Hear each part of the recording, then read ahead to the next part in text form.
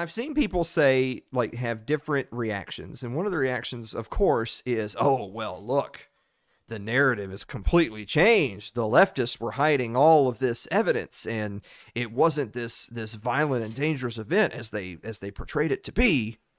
And I've seen other people say, well, wait a minute. If you're accusing them of cherry picking the visuals to fit a certain story, then surely Tucker Carlson and his team are cherry picking things to show a different story.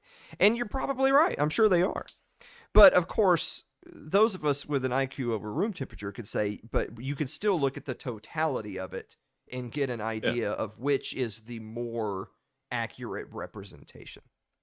And while there were some hooligans, like, well, let's call them what they were. Like, there's some people breaking some windows and, you know, like just trashing the Capitol grounds and stuff like that. The real story is that not only do you see protesters just basically being let in, just being given a tour, saying, hey, come on in, guys. Here, let me show you around. But one of the interesting things was the Q shaman, that Jacob Chansley guy, wearing the horns and all that. By the way, he's already had his trial. He was sentenced to 4 years in prison, essentially for trespassing. He was sentenced to 4 years in prison. I can't imagine having been like a teenager and being arrested for trespassing when I was a teenager and being told, hey, you're going to jail for 4 years, you know. But they actually have footage of him being escorted all around the Capitol by Capitol Police. And I don't just mean escorted as in he's under arrest. I mean, they're leading him. They're actually checking doors to find which ones are unlocked to help him in, to help him enter the Senate chambers. Now, to his photo shoot, yeah. At a bare minimum, you would say that if this guy was breaking laws for which he should go to prison for years, and he was literally surrounded by police the whole time, you'd think at least one of them would be like, hey, you can't do that. Hey, you're come with me. We're going down to the slammer. No, never happened. They're actually helping him take selfies and stuff. It's ridiculous. Mm-hmm. So at a bare minimum, we know that the narrative that was sold for years at this point isn't quite accurate. Albeit, I'm open to the interpretation that Tucker Carlson also cherry-picked things to make it look very much the opposite. Yeah. But it occurred to me, and this is the last thing I'll say about it before we take our final break. It occurred to me that we never really even discussed that day very much on the show. All the way back when it happened and ever since. We never really covered it in any great detail on this show. And for this show being kind of how it is, you might be thinking to yourself, well, why not? That should be like bread and butter, right? Some big event in the news and everyone's talking about it. Give us your 2 cents. And I think the reason why I never did was because from the very beginning, there was a few things that I thought that I still think, despite what evidence has or hasn't come out, pretty much the opinions that I drew that day are the same opinions I have now, which is, one, they were stupid. Yes. Yep. Very dumb people.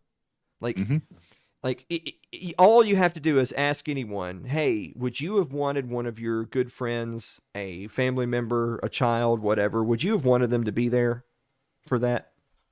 No. My default is that I want all the people I care about to stay as far away from Washington, D.C. as humanly possible. So this is the opposite of doing that. So for one, they're stupid. Second of all, I don't really love protests. You know, I don't really love, and I'm not talking about protests versus riots. I mean, just protests. I don't really love protests. And I'll tell you why.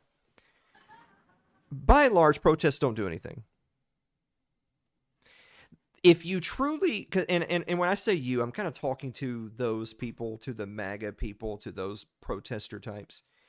If you genuinely believe that that town is the swamp and it is filled with pedophiles and murderers, people that would send your kids to die in some foreign war and they would sleep like a baby, they wouldn't even think twice about ruining your life. If that's your opinion of the people in that town, and it is my opinion of the people in that town, then I would believe that these are dangerous people. And I wouldn't be caught dead in Washington, D.C. And two, if I was going to get together with a 500,000 of my closest bros and we were going to go to Washington, D.C., we ain't going there to sightsee. If you're going to go through all that trouble, because they weren't armed. Like, that was the whole thing of you can't call it a violent insurrection and then there's like no guns confiscated from these people. Yeah. I mean, come on, let's be real. There's been violent insurrections in this world.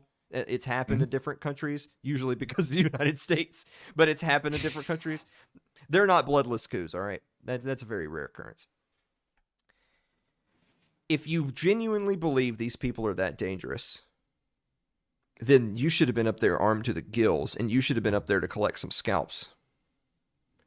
If you were up there to be seen and heard, why do you think those people, those dangerous monsters, care about what you have to say or be seen?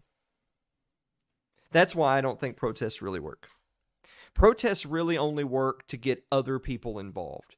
It's not, no evil politician that doesn't care one whit whether you live or die is going to care that you're protesting. The only people you're going to affect is maybe other people who aren't at the protest, who are seeing you. The popular example that comes to mind is you think of like, you think of like during the civil rights movement when you had these well-dressed black people sitting on streets and sitting in diners and them being drug out and beaten, them being just mowed down by fire hoses. And those protests worked in so much as Americans watching at home on their television, seeing these people accosted that way, then started to make them think. Even if they were card-carrying racists or segregationists, it made them think to themselves, but I don't like what I'm seeing. It makes me uncomfortable. I don't like the way those people are being treated, whether I agree with them or not. That's the only sense in which a protest really works. But if you're going to get that many people together and you're going to go to Washington, D.C., and you're going to set up a protest at the Capitol, no one in that building is listening. They don't care at all. So I think the biggest reason why I didn't cover it is that it's hard for me to say in the most politically correct way as possible that the next time you're going to put an army together and march on D.C., do it right. Otherwise, don't do it at all.